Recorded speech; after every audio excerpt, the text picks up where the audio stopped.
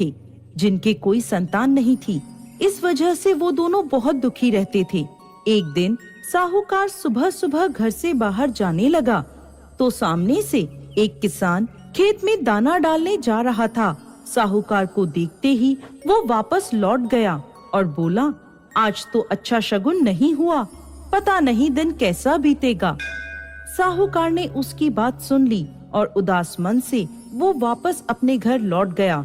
घर लौटकर उसने साहूकारनी को सारी बात बताई तो साहूकारनी बोली, हाँ, आज घर के आंगन में एक चिड़िया आई थी और बोली, इस घर में तो कोई बच्चा ही नहीं है, दाना कहाँ से मिलेगा। ऐसा कहकर वो चिड़िया उड़ गई। ये सुनकर साहूकार को बहुत क्रोध आया और वो दुखी हुआ। उसी दिन से वो दोनों सूर्य भगवान की आराधना करने लगे। ऐसे ही 12 वर्ष बीत गए। एक दिन सूर्य देव साहूकार और साहूकारनी के सामने प्रकट हुए और कहने लगे, तुम्हारी भक्ति से मैं प्रसन्न हूँ और मेरे आशीर्वाद से तुम्हें सर्वगुण संपन्न कन्या प्राप्त होगी। ऐसा कहकर वो अंतर्ध्यान हो गए। सूर्य देव के आशीर्वाद से साहूकारनी ने एक सुंदर कन्या को जन्म दिया। वो कन्या जब सुबह सोकर उठती, रविवार की कथा।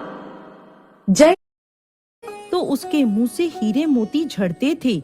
जब साहूकारनी ने यह देखा तो उसकी प्रसन्नता का ठिकाना ना रहा, लेकिन उसने ये बात किसी को भी नहीं बताई, यहाँ तक कि साहूकार को भी नहीं। समय के साथ कन्या बड़ी हो गई। सर्वगुण संपन्न वो कन्या अपने माता पिता की तरह सूर्य देव की पूजा करती थी। साहूकार अपनी कन्या के लिए वर ढूंढने लगा। तब साहूकारनी बोली, मेरा ये नियम है कि मैं अपनी बेटी का मुंह देखकर ही दिन की शुरुआत करती हूँ, इसलिए हम उसका विवाह एक ऐसे युवक से करेंगे जो घर जवाई बनकर हमारे साथ रहे। साहूकार ने एक गरीब घर का लड़का ढूंढा और अपनी बेटी का विवाह उसके साथ कर दिया। साहूकारनी ने अपने नियम की बात उसे बता दी और बोली, मैं हर रोज अपनी बेटी को उठाने आऊंगी। लड़का बोला, ठीक है, लेकिन साहूकारनी का रोज रोज जाना लड़के को बुरा लगने लगा। पर लड़की कहती, ये मेरी माँ का मेरे प्रति प्रेम है। एक दिन साहूकारनी अपनी बेटी को उठाने नहीं जा सकी। उस दिन उस लड़के ने अपनी पत्नी के मुंह के पास हीरे मोती देखे तो वह सारी बात समझ गया। उधर जैसे ही साहूकारनी बेटी के पास आई तो उसने देखा कि बेटी पहले से ही उठी हुई है। वो समझ गई कि उसके जवाई को सारा सच पता चल गया है।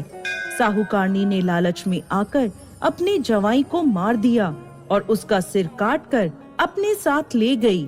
उधर सूर्य देव ने सोचा, मेरे द्वारा दी गई कन्या के पति को मार दिया, मुझे उसकी रक्षा करनी चाहिए। सूर्य देव ब्राह्मण का रूप लेकर साहूकारनी के पास आए और कहा, मैं जानता हूँ तुमने अपने जवाई की हत्या करी है, उसका सर मुझे दे दो, नहीं तो ये राज मैं सबको बता दूंगा। और सूर्य देव ने साहूकारनी से उसके जवाई का सर ले लिया और उसे उसके धड़ से जोड़कर अमृत का छींटा दिया। वो जीवित हो गया। उधर लड़की ने रविवार का व्रत रखा था। वो कहानी सुन पति का इंतजार कर रही थी।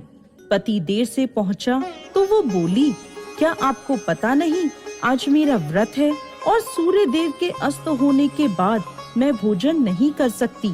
तब उसके पति ने उसे सारी बात बताई। वो बोली, अब हम यहाँ नहीं रहेंगे, अपने घर जाएंगे। उसकी माँ बहुत पछताई, लेकिन उसने अपनी माँ की एक ना मानी और बोली, माँ, तुम्हारी